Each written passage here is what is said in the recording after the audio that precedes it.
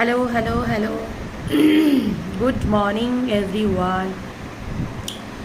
আমি জিনিয়া চলে এসেছি আপনাদের সাথে আমার একটা মিনি ব্লগ নিয়ে।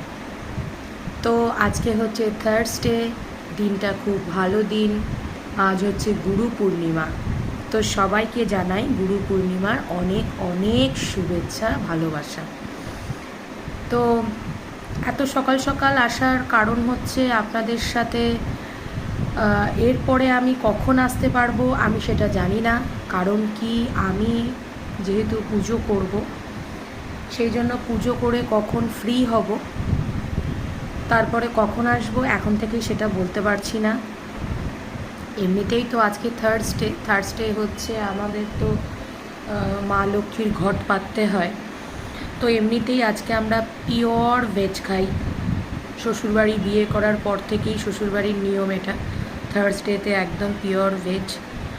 আর তার মধ্যে পড়েছে আজকে গুরু পূর্ণিমা। তো গুরু পূর্ণিমার দিন আমিষ খাওয়ার কোনো প্রশ্নই উঠছে না, সম্পূর্ণভাবে আজকে পিওর ভেজ। এবার আজকে লাঞ্চ মেনুতে কি কি হচ্ছে চলুন আপনাদের সঙ্গে একটুখানি শেয়ার করে দিই। এখন বিফোর লুকটা দেখাচ্ছি, কেননা আমার রান্নার দিদি ঢুকে গেছে। এখন বিফোর লুকটা দেখাচ্ছি, আফটার লুক আমি আপনাদেরকে যখন আসতে পারবো, যদি লাঞ্চের আগে যদি আসতে পারি তো আমি আপনাদের সঙ্গে অবশ্যই শেয়ার করব। ঠিক আছে, চলুন। এই যে আজকে হচ্ছে লাবড়ার তরকারি হবে। এগুলো হচ্ছে সব লাবড়ার আয়োজন করা হয়েছে। এটা হচ্ছে আমার বুকানের সব রকম সবজি দিয়ে, চিকেন দিয়ে সেদ্ধ হবে, কারণ ও চিকেন ছাড়া কোনো মতেই খাবার খায় না। ওখানে খিচুড়ির আয়োজন চলছে, ওটা হবে টমেটোর চাটনি। আর এটা হচ্ছে আলু ভাজা। আলুটা আমরা কাঁচা খাই না, আমরা খাওয়ার আগে গরম জলে একটু সেদ্ধ করে নিই, তারপরে আমরা আলুটা খাই। তো আপনাদেরকে দেখিয়ে দিলাম আজকের লাঞ্চ মেনুতে কি কি থাকছে না থাকছে।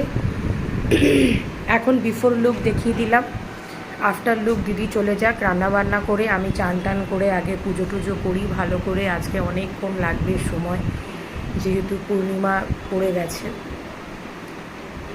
ভালোভাবে আপনারাও পুজো আচ্চা দিন বাড়িতে। আজকের দিনটা খুব শুভ, খুব ভালো দিন।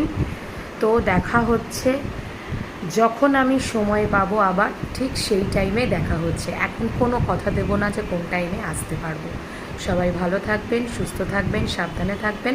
ভিডিওটা ভালো লাগলে অবশ্যই চ্যানেলটি সাবস্ক্রাইব করে